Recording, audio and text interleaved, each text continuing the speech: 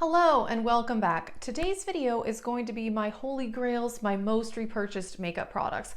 I was actually going to do a monthly favorites video, but then I thought I didn't really have anything new to talk about, so I thought instead I would do this video talking about products that I've been using for years and things that I've repurchased that I really love that are definitely my holy grail favorites. If you've been watching my channel, you probably have heard me talk about most of these things, but I thought I would just combine it all into one video. So please let us know what your holy grails, products that you have repurchased over and over again are. I'm really curious. Calling these things favorites is definitely an understatement, so let's get into it. Alrighty, let's start with this, and that is eyeshadow primer. I do have oily eyelids, and I just have to use eye primer and concealer, things like that. They don't work for me, they do crease. This is definitely my favorite. This is the Milani eyeshadow primer. This is my second or third tube of this. Another one that I've repurchased a lot, but I've had trouble finding in the last year is the one from Wet n Wild as well. This one is $6 or $7. The Wet n Wild one I think is $5. Like I said, I have really oily eyelids, so I have to use one of these traditional eye primers. I do like these clear ones, and yeah, it keeps my eyeshadow on all day, doesn't crease, does not melt off. I definitely don't have makeup products in every category for this video. I just really wanted to pick the things that I truly have loved and repurchased. Let me talk about concealer. These are my two most repurchased concealers, and that is the CoverGirl True Blend Undercover. I really do like this one. This is probably a good medium to full coverage. It is fantastic. I've repurchased this one a couple of times. I will say the color I have right now is a bit too light because I bought the wrong color on accident. This is light ivory, and it's a bit too light for me. I have to figure out what color I had last time because that one did match better. And I have repurchased Shape Tape multiple times. I do like this one. It is very full coverage, but I only put a small amount on my under eyes, just like a tiny little triangle here, and then blend it out on the whole under eye area. I like it. Some people feel like it's too heavy, but if I don't use too much, I really don't have that problem. The color I have here is light. And yeah, I have repurchased this. There definitely are other concealers that I really like, but these are just the two that I've purchased the most. And I do mostly use concealer on my under eye. I don't really use it on my face very much. I mostly just go with like a medium to full coverage foundation, and then I do concealer on the under eye. And yeah, these I've definitely repurchased the most. They're both pretty full coverage though, I will say, but you can just use a small amount if you don't want as heavy of a look. As far as face primers, I really haven't repurchased that many face primers over and over again. I tend to experiment with them a lot. I really like the pore filling one from CoverGirl. I have combination skin, so I like a primer that is going to keep my makeup on longer and also fill in lines and pores because I do have large pores and wrinkles on my forehead. So I prefer silicone-based primers. But like I said, I've experimented with face primers quite a bit. The one from Becca in the purple packaging is one that I have repurchased multiple times. I have finished it, and since they're going out of business, I'm not going to buy that anymore. This one, this is my second tube of this. I will say I did get this one in PR, but I had a tube of this years ago that I completely finished, and I really like it. It is the NYX Angel Veil, and this is kind of like a white type primer. I don't know if you can't really tell, but it's a white type primer. It goes on clear, very smoothing. This is fantastic. So I am loving using this. If I finished this up, I would probably purchase this again or the pore filling one from CoverGirl. Hopefully I can find that CoverGirl one. The reason I didn't repurchase it because I had a hard time finding it in stores. So we'll see. But yeah, these probably are two of my favorites. A high-end one that I have repurchased multiple times that I don't have right now. I will link things in the description box, by the way, and I'll link things that I'm talking about that I don't currently have also. The original Smashbox one. Very traditional pore filling primer. I really love that one, and I've probably gone through 3 tubes of that. However, since there are drugstore alternatives at a lesser price, I haven't repurchased that one in a while. I just don't know if it's really worth the price when you can get good pore filling smoothing primers at the drugstore. I also do like the Benefit Porefessional. Same thing with that though. I don't know that it's really worth paying 30 something dollars when I can get a really similar product for 10 to $15. So this one from NYX and the one from CoverGirl are really, really good. Alrighty, foundation. So like I said, I have combination skin. I like a medium to full coverage, although lately I've been into less coverage. I have 3 foundations that I have repurchased over and over again. 2 of them I don't have right now, and those are the Catrice HD Liquid Coverage and the e.l.f. Flawless Satin Finish. And then the one that I do have that I've also repurchased a lot is Estee Lauder Double Wear. I find that all 3 of these foundations you can build up, or you can do like a lighter to medium coverage if you don't put as much on. They last all day, although I will say the e.l.f. one doesn't last as well as the Catrice and the Estee Lauder, and they're not cakey at all, and they don't break down during the day. There are so many foundations that I've tried that look good on my combo skin for like an hour max, and then no matter what primer or face powder I use, no, it disappears. So I've struggled with foundation for sure, but those 3 I've repurchased over and over again. I will say this one is number 1. This is the one that I've worn like my wedding and other special occasions. This lasts unlike any other foundation I've tried. I've worn it for 20 something hours and it still looks good. Doesn't get cakey, doesn't break down. You know, this is definitely the best that I've tried. It is expensive, it's $43, so I do try to get it on sale. But like I said, the Catrice and the e.l.f. are definitely my 2nd and 3rd favorites. As far as face setting powders, I haven't repurchased that many. I definitely experiment with that. I often try different ones. And the realization I've had about face setting powder for me is that, again, because I have combo skin, but I'm not so oily that I need a really, really mattifying powder. Most face powders work for me. I just have to lightly set my foundation. Otherwise, it will definitely melt off very, very quickly. But if I set my foundation lightly with almost any powder, it's really fine. I've just noticed that the primer for me and the foundation matter more than the face powder. So I don't know, there just haven't been that many face powders that I have repurchased. Now, under eye powder is a different story. I've talked about this a lot, I know. This is the only powder I use on my under eyes. It is the Bare Minerals Mineral Veil. It's the original one. It's just called, Original Mineral Veil. They have several other versions of this, but there is something magical about this powder. I don't really know how to describe it, but my under eye is actually quite dry. It's one of the driest parts of my face. However, I do have lines under there, and this will keep almost any concealer from creasing on me. It's crazy. Now, I do have a specific way of doing my under eye concealer and powder that also I think adds to that longevity. And I always put a little bit of moisturizer under my under eye right before I put on my concealer because, like I said, it's very dry. And then I start with my concealer here. I never apply concealer directly to this part where the lines are. I put the concealer here and then I take a sponge, blend it here, and then I blend it up there where the lines are so that I'm not getting too much product there. And then I let it sit for probably like a minute. I re-blend it out with the beauty sponge, and then I immediately set it so that I let it crease. I basically uncrease it, reblending it with the beauty sponge, and then set it immediately when it's not creased. Hopefully that made sense, but I do think that that technique also helps. But this powder, I mean, I've tried so many of the face powders that I have. I've tried them as under eye powder and it doesn't work. It doesn't. My concealer creases, and I like to put mascara and also some eyeshadow on my lower lash line, and that will also kind of get all the way down here with any other powder that I've tried. So this is beyond a holy grail. I have been repurchasing this. I'm trying to think when I first started using this as under eye powder a long time ago. I think it's been probably a good 7 or 8 years.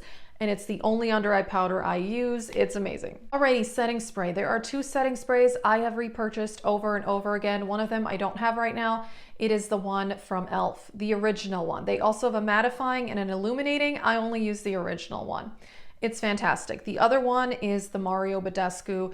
This is the lavender one. Now, for me, setting spray, I spray my face before I do any makeup, kind of like a prepping. I also use it to foil eyeshadows. I did do that today. I sprayed my shimmer shade with this to make it more metallic and get less fallout. Sometimes I spray my face at the end of my makeup. Usually not. I will say I don't usually use setting spray that way. I usually use it for prepping the face and then for foiling eyeshadows. And I have noticed that a lot of setting sprays do have denatured alcohol, which really dries my skin out. So I don't buy any setting sprays that have denatured alcohol. But yeah, this one and the e.l.f. one are great. As far as high end, the MAC Fix Plus and the Smashbox Primer Water, I really like those too, and they're both great. However, with the e.l.f. and the Mario Badescu being way cheaper, I just don't really feel like spending $30 on a bottle of setting spray anymore. For me, I don't really think that it's necessary. As far as eyeshadows, I feel a little silly calling eyeshadows holy grails because I own a lot of eyeshadow and I'm not somebody who owns one palette and then pans it over and over again and repurchases. I do have a very wide variety of eyeshadows and I've tried tons and tons of brands. However, I have been thinking, you know, if all my eyeshadow disappeared, what would I buy? And honestly, I think I would buy a few palettes from BH Cosmetics and then some singles from Makeup Geek. I also do love Natasha Denona eyeshadows, but I don't know. I think price-wise, considering how much I love Makeup Geek and BH Cosmetics, I don't know that I would need to repurchase my Natasha Denona eyeshadows, but I do love them, and I will say those three are probably my top 3 formulas. I also do love the Coastal Scents Hot Pots. I really need to use mine more, and I also do love Juvia's Place. But I think if I had to pick a top 2, BH Cosmetics and Makeup Geek. This is the Royal Affair palette by BH. They have discontinued this one, sadly. It is one of my favorites, though. I love their formula. I find their mattes are a little powdery, but they're very easy to blend, and their shimmer shades, a lot of them are very metallic, and I don't even need a wet brush. Some of them do need a wet brush, but I don't know. I think BH for the price is amazing. Their pigmentation and the quality is absolutely fantastic. As far as eyeliner, I do use a black pencil eyeliner, usually in the tight line, sometimes on the bottom waterline. And the one that I'm using now is the Urban Decay in Perversion.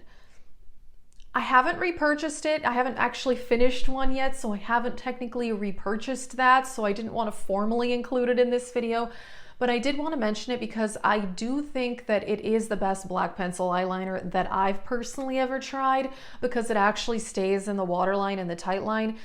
I feel like a lot of other pencil liners that I've tried for the waterline will either melt off or it just kind of disappears and goes away within a couple hours. So Urban Decay Perversion is fantastic. Haven't technically repurchased it, but if I finish it, I would.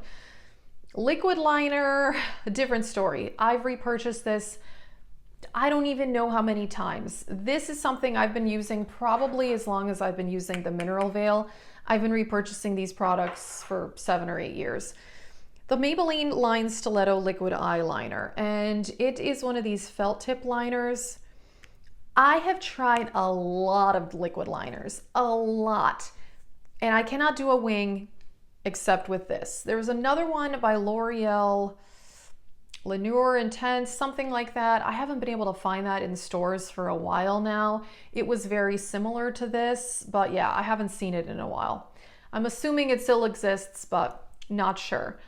And yeah, I've tried so many. I've tried multiple from NYX, multiple from Wet n Wild. I admit high-end, I have only tried the one from Kat Von D that was super popular years ago, and I personally did not like it. But I can do a wing with this, so I stick with it. Something like this, I will say, liquid liner, I mean, it tends to dry out and run out anywhere from 4 to 6 months. I'd rather not pay high-end for something like that I'm gonna run out of fairly quickly. So I prefer it to be drugstore, and I've wasted my money on a lot of liquid liners that just either smudged all over the place or I couldn't draw the wing. So I've decided to just stick with this, and yeah, this is the only one I buy. As far as brows, now the Anastasia Brow Pomade, I have repurchased this. This is my second container of it. I have the color dark brown.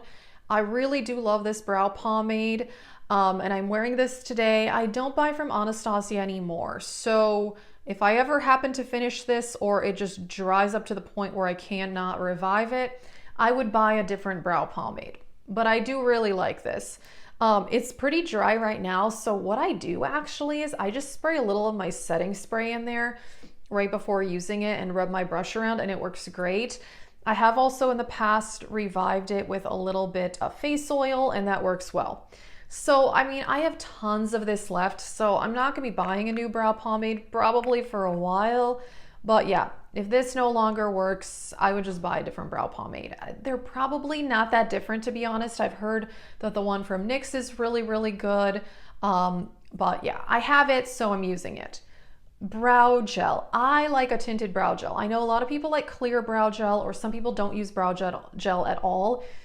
I think it depends on your brow hairs. My brow hairs, they're pretty unruly. My hair is naturally has a bit of a wave to it, and it's really, really frizzy.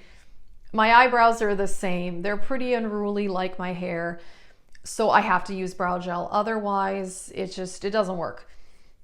My favorite that I've been repurchasing now for, it's been a little less than a year, but this usually runs out after about 3 months. It's the e.l.f. Wow Brow. It's only $4. And I feel like it has some fibers in it. I don't know if you can see that, but my color is neutral brown. It's fantastic. A lot of days I use just this and I don't bother going with brow pomade. A lot of days too, I do use just like a dark brown eyeshadow in my brows. That works well. I think the brow pomade is better, but a lot of times I do that also. I don't buy brow pencils anymore because all of the ones I've tried, I've realized that they tend to pull my brow hairs out. When I was using a brow pencil every single day, I realized that they were pulling out my brow hairs and my brows were actually much thinner. When I switched over to either an eyeshadow or brow pomade, my brows grew in fuller just because, yeah, it doesn't pull out the brow hairs. So I don't use brow pencils anymore. I do still have 2 on hand just in case, but yeah, most of the time I don't use them. Alrighty, mascara. Mascara may be one of the most boring parts of makeup in my opinion, but it is so important, at least for me, because on my own, my eyelashes, they're not that great. They're probably, mediocre. I do like them to stand out, even if I'm doing a very minimal makeup look. Like if I'm just gonna do brows and mascara, that would be a very minimal look for me. And a lot of mascaras I've tried flake or smudge throughout the day. And in my opinion, that just completely ruins my makeup look. If I'm, go to the bathroom, on my lunch break or something, and I see a bunch of black smudges here, I mean, it just looks awful. It really, really does.